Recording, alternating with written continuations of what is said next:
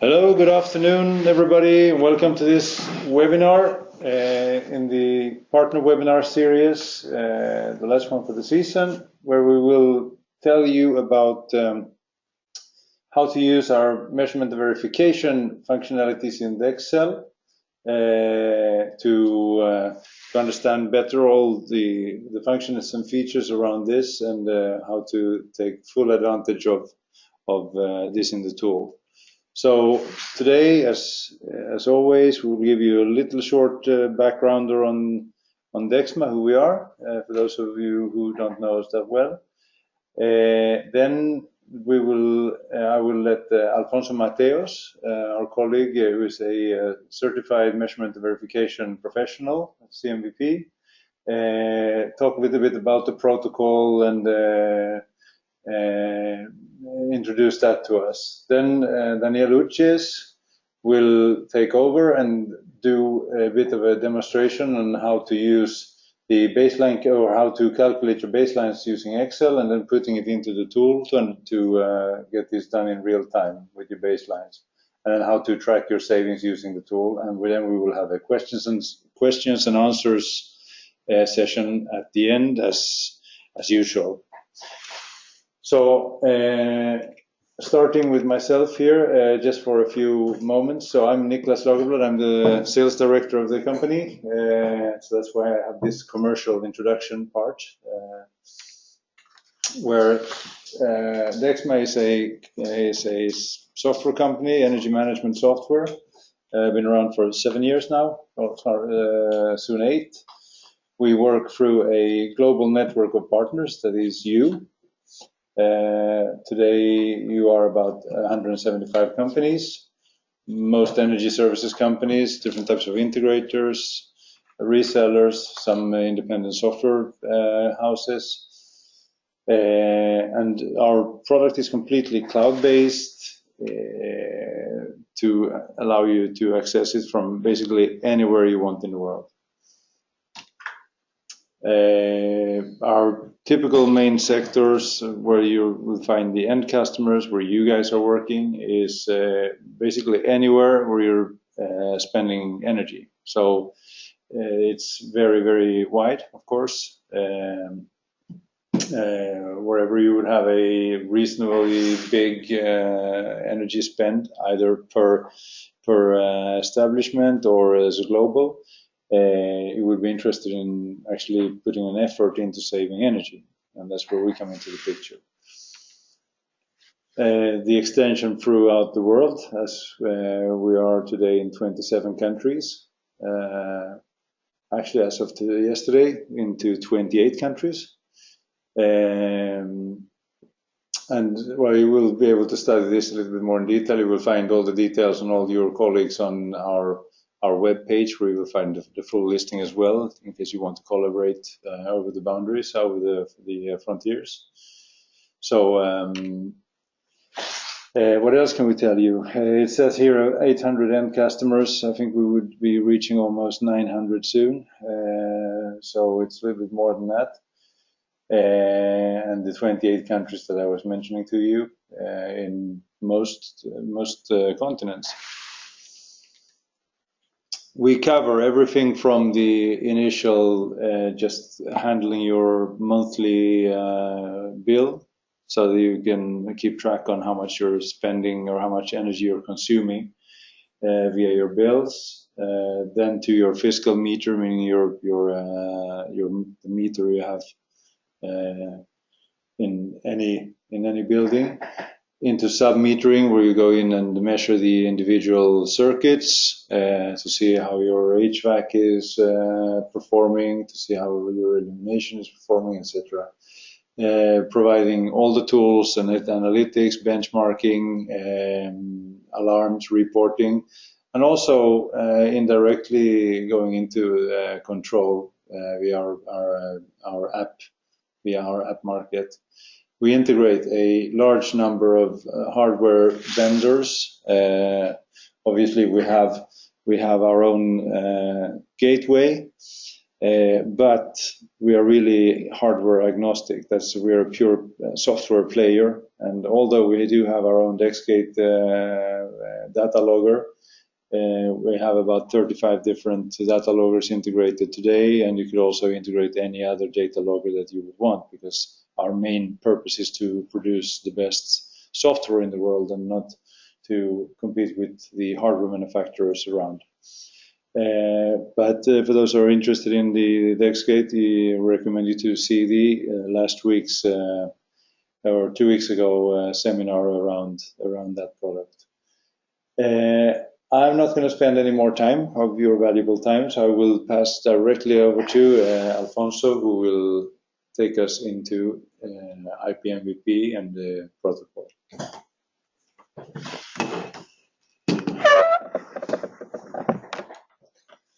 Hello, everybody. Well, we are here to talk about the international, the IPMVP protocol, and this is about how to measure the savings that we achieve with, well, when we do some energy conservation measures, and we have to demonstrate which are the savings we achieve. So this is the start, the problem of measuring savings. It is impossible to measure something that does not exist. The savings cannot be measured since they represent the absence of energy use. You cannot measure something that does not exist. So the first thing in IPMVP is that we don't talk about measuring savings, we talk about estimating savings, because it is based on the estimation of what is the energy use would have been without these energy conservation measures. You know, when you do some energy conservation measure, you change the lighting, for example, and you don't have the same consumption that before. So that's the key of the IPMVP. What is it? It talks about how can we measure these savings. If you see the before and after, and we could say, well, you have saved exactly 2,500 euros, but this could not be correct. Because the weather, for example, before and after could change. So this also has to be taken in account. So how to measure how you can really measure the savings you have achieved with these improvements of the performance of your machines, of your facilities. It is the key point of IPMVP is to define the baseline. The baseline is what estimates what the energy use would have been without these improvements on your facilities. Okay, if you see this graphic, the line in blue, you have the monitored energy in the baseline period. That is the period before you have done any improvement on the facility, any conservation measure, okay? And then at the time you do this improvement, you have another consumption, another line that is lower. It used to be lower than before. This is, of course, what we are trying to do. But how can I know which are the savings? As you see, the savings is called this green area, but it's the difference between what is my actual consumption and what would be my consumption if I have done nothing, okay? So the key point is how to calculate this baseline. This baseline, you must calculate it with measures in a period, which is called the baseline period, okay? You have to take a lot of measures and to estimate how the consumption depends on these values, on these measures you have taken. And then what you have to do is to estimate on the future which will be that consumption, which have been that consumption, okay? And the difference between the baseline, the adjusted baseline, and our current consumption is what we call the estimated energy savings. So the most important, as you know, in this kind of projects is to estimate the baseline the more accurately possible, because there is one thing that is more important, that you cannot go back and reevaluate the baseline. It does not exist. When you do an energy conservation measure, you change the reality of the consumption, so you cannot go back. You have to previously, to do the improvement of the facility, you have to estimate previously what will be this consumption, or what should have been. Okay, so that's the key point. Later with Daniel, he will explain you how to calculate a baseline, but keep in mind that this is the most important in IPMVP. So, which is the reason of IPMVP? IPMVP is a tool and a standard that is defined because measuring the savings is difficult. So we want to standardize the way you can report these savings. So it is used for validate obtained savings. You have a customer, and you want to sell some improvement, but he wants to know previously or to estimate previously which is the savings you will have. So it is used for validate, and also for validate in real time, because when you are with the actual consumption and you have the baseline defined, you can know, or you can estimate what the consumption if you have done nothing, that is, if you didn't have done any energy conservation measure. So in real-time savings tracking, what you can do is really have a real-time report of what the savings are achieving. Okay, and it is also the way for the customer and the partner to have an objective tool to measure to estimate that savings.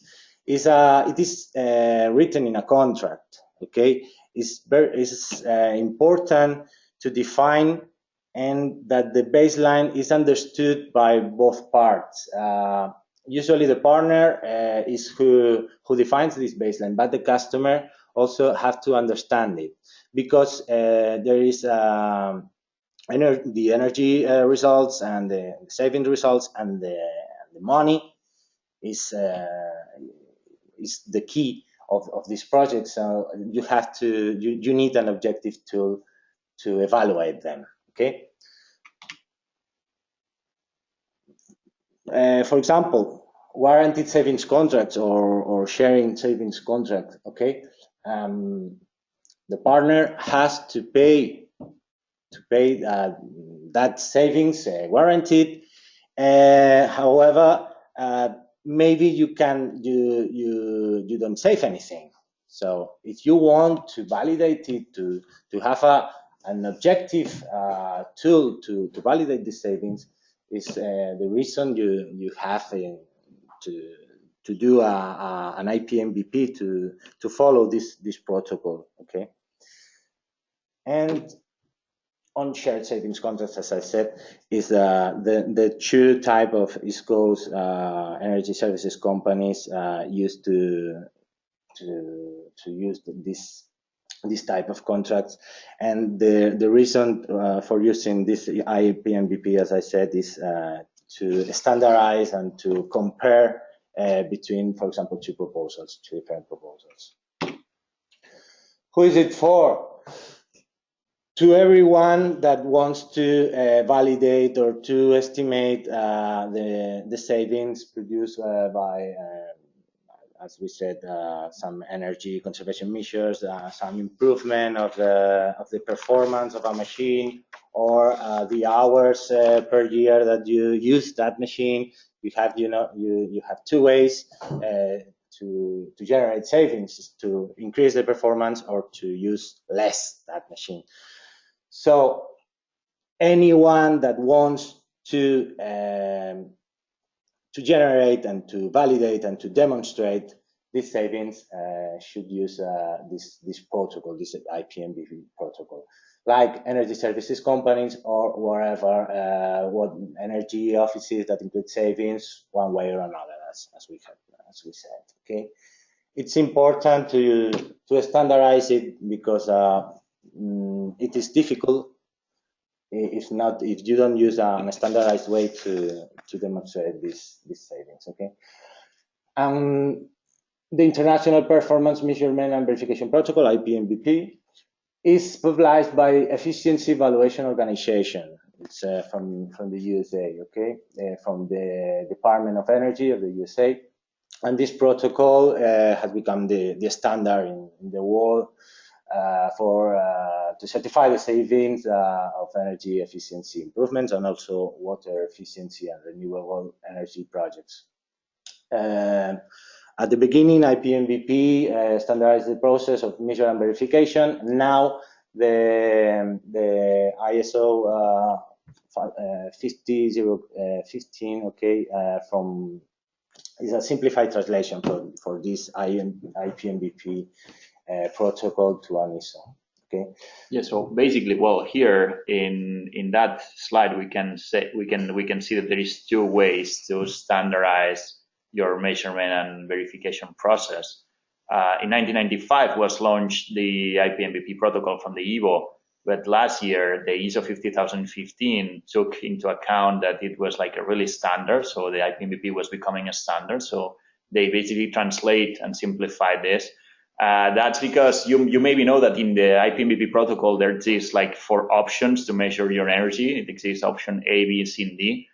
As a way to simplify that process, the ISO 50015 removed that. That's why it's more simple, and it's also applicable to water because IPMVP does not cover the water savings, for instance, right? So now there is like 2 ways, 2 standard ways to verify the savings. So that means that this is becoming more and more important inside our organizations, right, Alfonso? Yeah, that's true, of course. Good. So let's get to work, guys. So let's start having a real example on a baseline calculation with Excel spreadsheets, right? Just before we go there, that's the very basics, right? So all the protocol is based in one formula, in a one, that says very easy: savings reported for any period of time equals to baseline period energy minus reporting period of energy plus minus adjustments. So it's basically saying, okay, so you have to take what you have been consuming during last year, subtract what you had consumed this year, and then apply adjustments. And that's pretty easy, right? So it sounds so easy to verify savings. The point is that, okay, so how I should calculate the adjustments. And that's the key part of the engineer. So how you try to calculate the adjustments and how you try to convince your customer that way it's the best way to calculate that based on the available information. And when we talk about adjustments, Alfonso taught that into the first point. We can maybe have weather conditions adjustments, right? So during last summer, we had more temperature than in this summer in average. So we should adjust the baseline based on that. Maybe we have a hotel or we have a corporate building and we need to take into account the occupancy based on the number of tickets or the number of nights that we have booked if we are a hotel, for instance. or we are trying to verify savings in an industry, so we have to take into account of the production levels. So basically adjustments, it's based on everything that can affect into my final energy consumption, right? That's when it doesn't sound that easy right now. Anyway, so if we remember that basic figure, we had our previous consumption, we have our current consumption, it's that blue line from here, and we should calculate the adjusted baseline. And that's what we are trying to calculate right now with a real example in Excel, okay?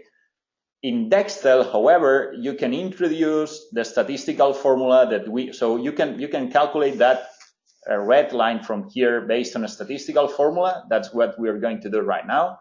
Or inside DEXCell, you can use your historical values to calculate your average consumption, right?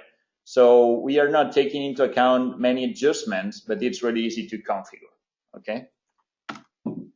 That's what we're going to do today. So based on a statistical formula, before going there, we've prepared that matrix here that says, that basically wants to explain which external variables or adjustments you should apply regarding to the electrical consumption based on the sector you are, right? This is based on our own experience, okay? Because in the protocol, it doesn't say that. So you know that ISOs and protocols many times are a lot of ambiguous and very, very open. So, but we've done many baselines. So at the end of the day, we can tell you, okay, so if you're a supermarket, you will need for sure to have your heating degree days, cooling, and your degree days, excuse me, heating and cooling. And maybe it's great to have your turnover, right? Many times, not all of the variables are possible to have them. So it's not necessary to have it, just you will have more error into your baseline, right?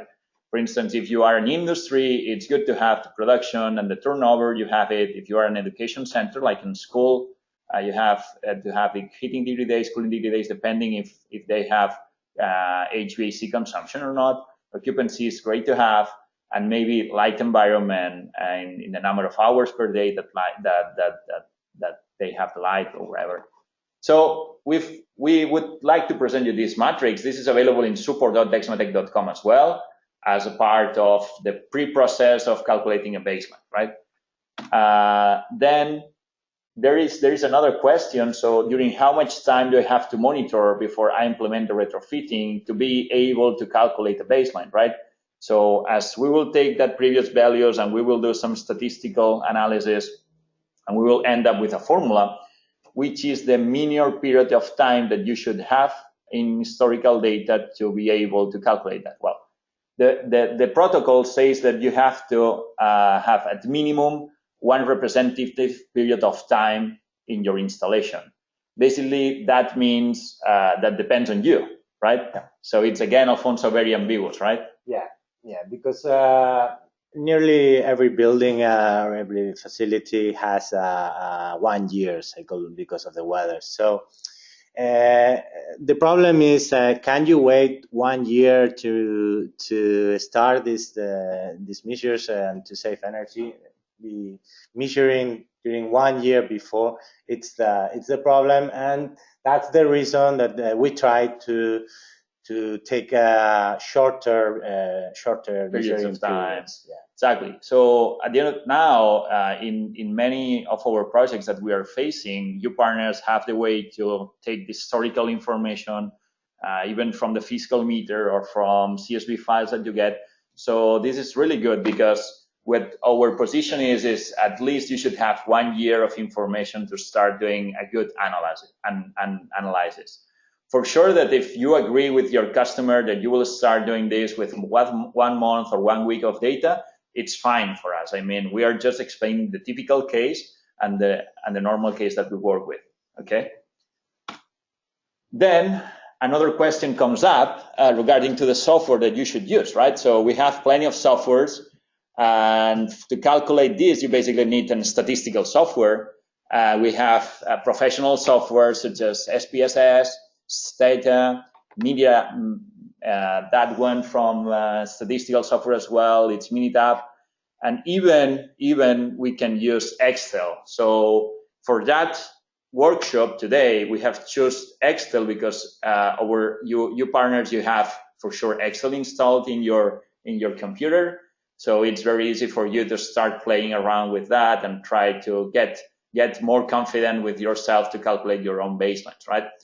In support.dexmatech.com, you will have the same case, but using Minitab, right? So it's another way, it's more professional, it's really easy to calculate, but you need to have it, okay? Then regarding another question, which statistical method should I use? Because statistical methods are thousands of them. In basic statistics, we can talk about those four from here: simple linear regression, multivariable linear regression, stepwise regression, and non-linear regression. In that case, what we'll use is stepwise because it allows you to play with variables and try to find which variables are have more incidence to the model, right? So stepwise regression is an iterative method that adds or removes external variables based on the weight that they have within the model, right? So we can play with them and take one variable in and see what happens, take that out and see what happens, put all the variables in and see what's the p-value is, and that's the point, right? So we are very comfortable using stepwise regression, and we think that it's a good approach to start working with that, okay? So what you should do to take the basic data set from that, it's go to support.dexmatech.com and search for restaurant coffee shop, right? So I am going to do it right now. Let's go to Google Chrome, support.dexmatech.com, and you should type here restaurant, okay? So we've created that article that allows you to download this attachment, and basically this attachment is the base data set, okay? So we are providing this as a way you to play, but you can start using your own information, right, to create your own baselines, okay? So what do we have in that file? We have two sheets. We have the data sheet and the original data sheet. It's very important to, once you have all your information, to duplicate it, because you will see that using the stepwise regression, we will start to remove some of the columns. So it's really important to duplicate that sheet. Good. Then what we have here, it's 1 year data, right? So starting from the 1st January 2012 up to 31 December 2012, okay, for a restaurant coffee shop, okay? This is our output. This is the energy that have been consuming during the 2012. This is daily energy, right? You can work with hourly, with weekly, with monthly even, using the same process that I will show you today. And then we have some external variables, right? So we were discussing before in that matrix that we can use cooling degree days, heating degree days, the sales if you have it, or the number of tickets, right? This is not something that you very often have. In that case, we had it, or you can request to your users to have it in order to create a good baseline. And what we've done here as well is to work a bit with the columns and to create the cooling degree days square root. No, how is that, Niklas? Squared. Squared, maybe, yeah. And the heating degree days as well, right? And it's very logical, because when you have heating degree days, you not very often have cooling degree days, and as soon as the year goes, you start having more cooling degree days, and you don't have heating degree days, okay? If we have a look very, very quick about how that energy looks like, we can create that chart here, that line chart, right? And it's very, very typical, right? So we have a clear influence from the HVAC consumption, and we have a very strong passive consumption that it's there almost every day of the year, right? This is very common, and you for sure that you will have hundreds of installations that have more or less the same pattern. Okay, that's right. So what do we do right now? DEXCell provides a tool tab, which is called Data Analysis Tool Pack, that we have to install it before, right? So you should go to File, Options, then Add-ins here, right? And you have here, where's that? Analysis tool pack, right? You click here, analysis tool pack, you click on go, and then you select that you would like to work with analysis tool pack right now, okay? And inside the data tab, inside that ribbon, you have it here, data analysis. That's the part where Excel allows you to create historical diagrams, many things, linear regressions, stepwise regressions, right? So it's a really good way to work with that.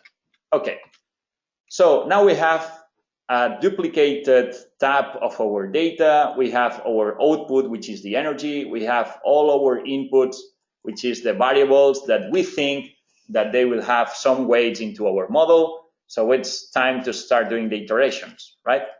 We click on data analysis. We move them to regression, should be somewhere here, right? Regression, good. And then in the input wide range, you should put the energy, right? So you Control Shift and go back to the final row. That's all my energy. And then here into the regression thing, we should select all the different variables that we have, right? Then we should check labels option that allows you to work with void data. Otherwise, DEXCell would expect that all the columns have the same number of data, and it's a mess, right? So if you have voids in your data, then click on labels and everything will work fine. So, and then you create this output in a new worksheet. That's really important because then you have all the iterations separated in worksheets. Good. So we have our first iteration. I will explain you more or less what's the meaning of some of these values, right? Basically, what interests us is the adjusted R-square, right?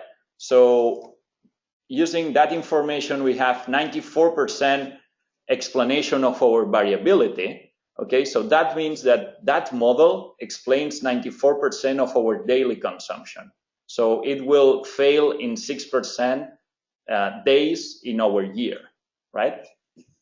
Then we have all the coefficients for our variables in our formula, right? So basically that means that our final formula, if we end up doing this model, would have 2058 kilowatt hours as an independent term, plus 175 times cooling degree days, plus 2.29 times heating degree days, whatever, and that would be the end formula. But the problem is that that's not a good model, because our p-value, the stepwise regression says that to have a really good model, all your p-values should be below 5%, right? And we have that one and that one and that one variable from here that are not under 5%, right? So that basically means that if you are on top of 5%, this concept, this variable, it's not explaining your model, right? So we can remove that. And the order to remove is from greater to lower, right? So we should start removing this, generating the second iteration, and then check again which are the p-values, because once you take out one variable, the other p-values change, right? So you cannot assume that you can remove directly those three and then you are done, okay? So we should take first one and then check again. And that's what we're going to go to do. So we should remove the heating degree days. We go to data, we remove the heating degree days thing, okay? So we delete that row. We have it here into the original data, so we don't mind to remove it from here. Then we go again, data analysis, regression. Okay, that's fine. Now we check this only for 5. It's fine, I guess. Yeah, so we have it again, and we go again. We are still explaining 94% of our variability, so it's a really good model. And then we should take a look at our p-values. We put that in percentage if you wanted to have it more clear. But anyway, where's that here? Some more now. So as you see, now that variable that it was not very good reflected in the previous model, now it's super well reflected. So we should remove the tickets one. Okay, so we'll remove that one.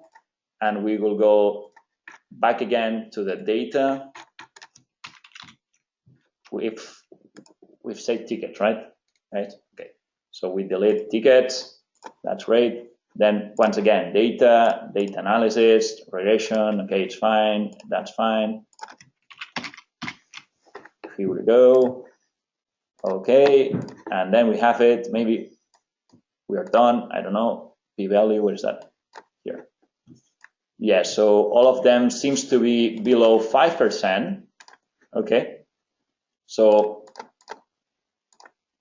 yeah, so that's a really good model because we're still explaining 94% of our variability, right? So our model will have a 5% error in that case, right? And our N error end up doing this, right? So the energy, my energy will be 2109,273 plus 174, well, comma, 1533 times, this is cooling degree days, okay, plus my sales, right? So 0,02222 times sales minus, so the cooling degree days subtracts energy from the baseline, right? So this is how the weight end up 2.65264 times cooling degree days squared plus the heating degree days affects positively in a positive way. So oil, but in a less value, 59 times heating degree days squared as well. Now you can take that formula, and that's the formula you will use, and we can check with the data that we have if before going to DEXCell, if we see that it's more or less correct, right? So you can create your baseline here and calculate your energy, right? So it's 2109,237 plus 174.33 times heating degree days. I have here cooling degree days, right? So that column plus 0.222 times sales, it's that value, minus, I'm doing right, Alfonso? Yeah. 64 cooling degree days. No, that's a square, cooling degree days, plus 0.01599 times, that should be times heating degree square. These are the independent variables that are defined at the IPMVP protocol. Yeah, these independent variables has a measurable effect on the energy use of the system or the facility. Should commit some error somewhere, and I didn't see now. True. It's 0.0, no? Right, 0.0. Now, okay. So we can really easy to check. So we will create again that line here. That's my energy, that's the output, right? And here I can overlap. I can create a new data series. It's my baseline, and then I get my values from that part. As engineers, we love to work with Excel, right? So that's very easy to do. So at the end of the day, what we have done is to create a formula that basically says which should be my energy consumption. But that's normalized because we have introduced into the formula all the heating degree days, the tickets, the cooling degree days, and that's how the statistical process made the output formula, right? So now what you only have to do is to create a measurement and verification project inside DEXCell and track which is your savings in real time, right? I will move now to DEXCell.com. And I will go to into one of our demos, so English at demo.net.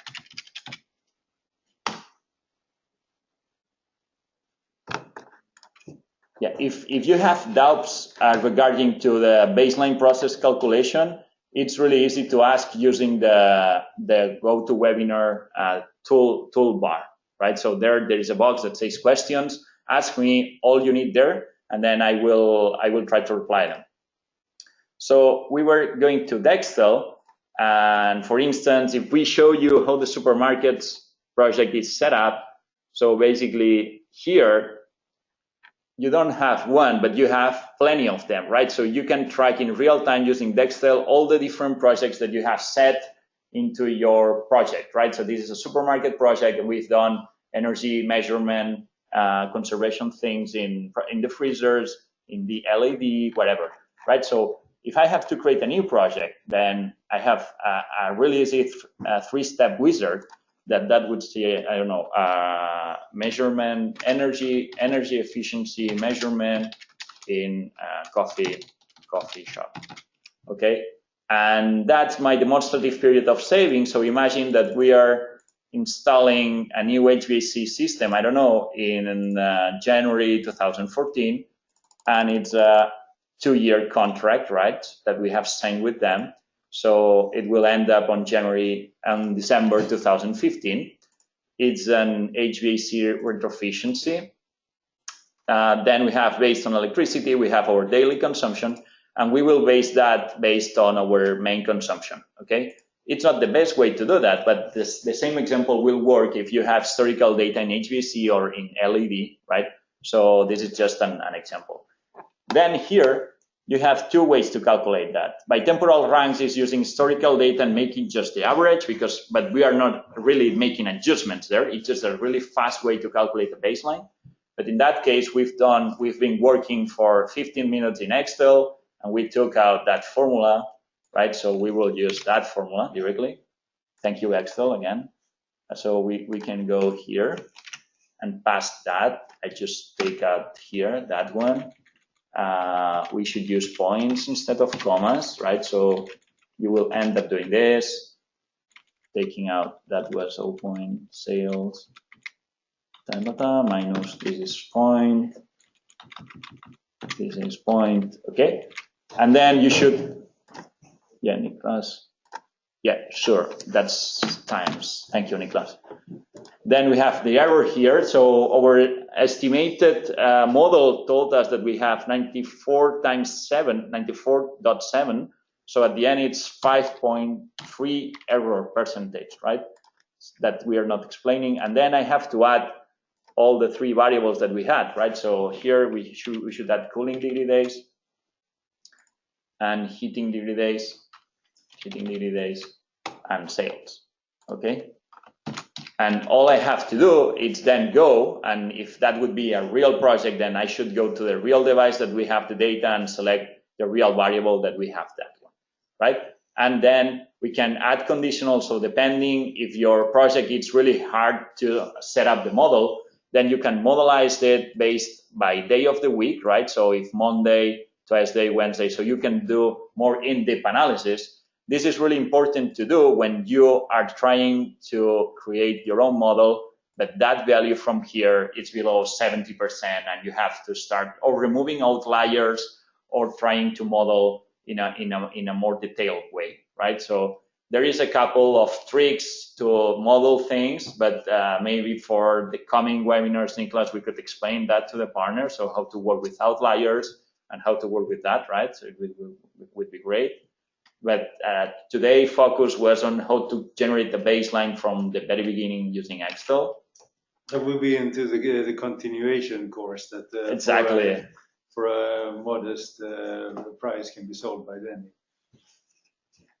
Yeah, great. So here, yeah. So in that case, what we should do, instead of putting that, we should apply on the energy thing. We have how we calculate that, and in that case, it's that one, math.po a comma b, right? So instead of putting, what was that one, math.po a, it's cooling degree days, and then I have square. So that's our notation, right? So you should change from Excel to that one, math.po cooling heating degree days squared, right? You can check all the different notations that we use for the different formulas, sinus, cosinus, logarithms, whatever you need, exponentials, using that question mark here, that information point here, right? And once I have that, I will remove now these conditionals. I would select here, imagine that we have all the different heating degree days, cooling degree days, so we have that cooling degree days. We don't have the sales here introduced, that's a demo, but we can use, I don't know, the daily max temperature as a reference. And then we can use the heating degree days, where is that? Using again the degree days device. So heating degree days would be that one, right? And we can make continue. And then we have a problem. Sure, the formula is not correct. So we should check if I forgot a point or a comma. Yeah. Or a comma. Where's that? On sales. On sales. I have 0, comma. That's a comma? Yeah. Now it's all in dots. It's points. Yeah, it should be. Yes. Yeah. So continue. Now, no, come on. All right. Maybe it's math with the first in capital. Math, first one should be capital letter, maybe. Math.po, math.po.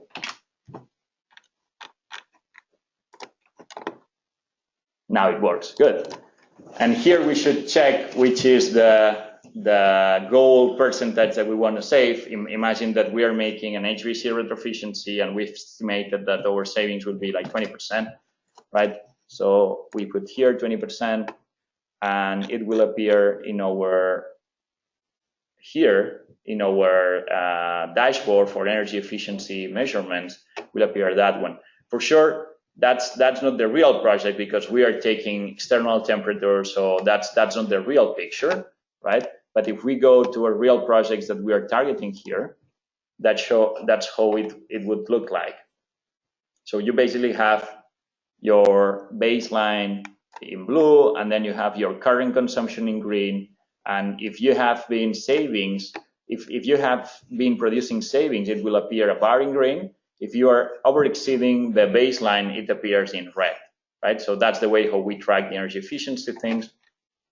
Then you can export this as a report, and you can run that report every week or every month if you need, together with your summary table, right? So at the end of the week or at the end of the month, you can have your whole portfolio of energy efficiency measures in a HTML report sent to your email, okay?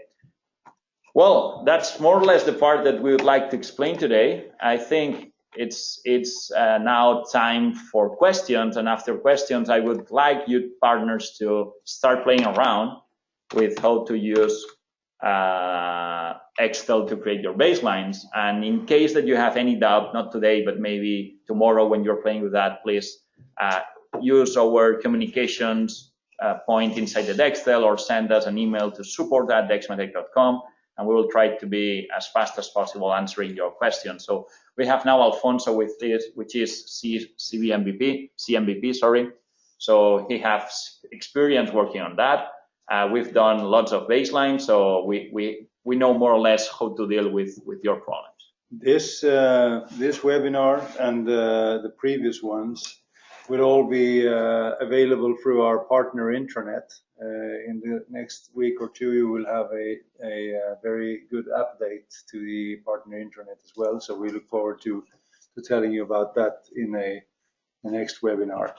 But that's for you to know that you can always look at these webinars as a reference and reuse them and learn more. So let's see what questions we have. We have a couple of minutes, and then we can take the rest of the questions offline. We'll take, sure. If we don't have time for any of them, we will come back to you, Danny or myself, yeah, or Alfonso to answer them directly to you because we're running out of time.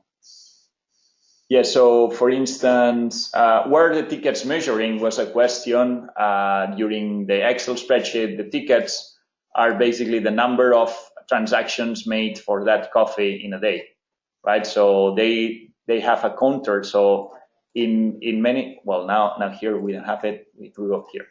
So that's the number of tickets that they were expending that particular day. This is very easy to take out from a centralized SAP that they had.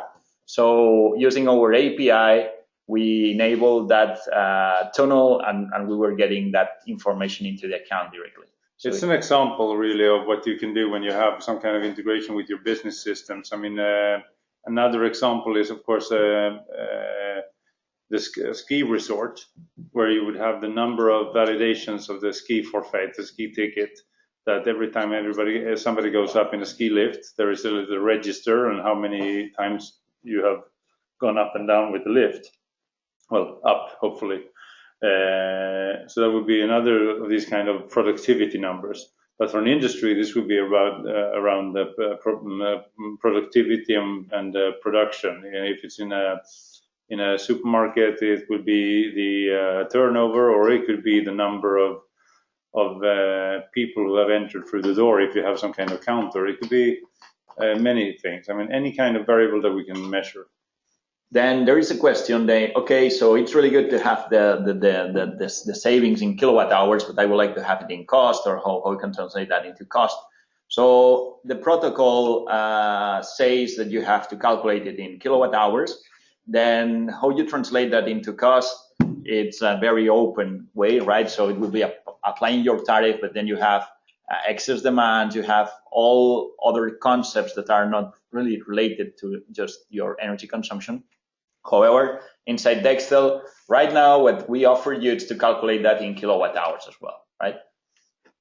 Then there's another question. Where there are like 4 or 5 more that we will answer them offline, maybe, Niklas, okay? Yeah, I think so. Let's just run through here, see if there's any quick ones.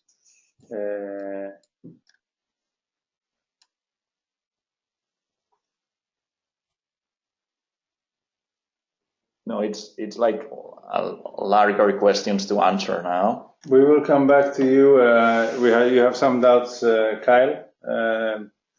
Welcoming you as a partner. We will come back to you directly. I think that's the easiest.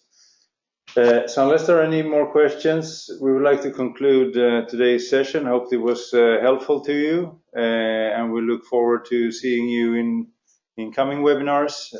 Look out for the new our new updated partner intranet that will be released in a week or two. We'll inform you in a separate channel webinar and so on. But that's where you will find all these webinars that we've done during the spring, and there are lots of other interesting material that you can use for your reference and with your customers. Yeah, and if you have some ideas regarding topics that you would like to have, or Dexma could explain, like how to monitor, submetering, whatever, and you have some ideas, please come in or send it to us, and we will create webinars based on that as well. Yeah. Okay, so thank you very much, everybody, and looking forward to hear and see you soon. Thank you. Bye-bye. Bye-bye. Have a nice week.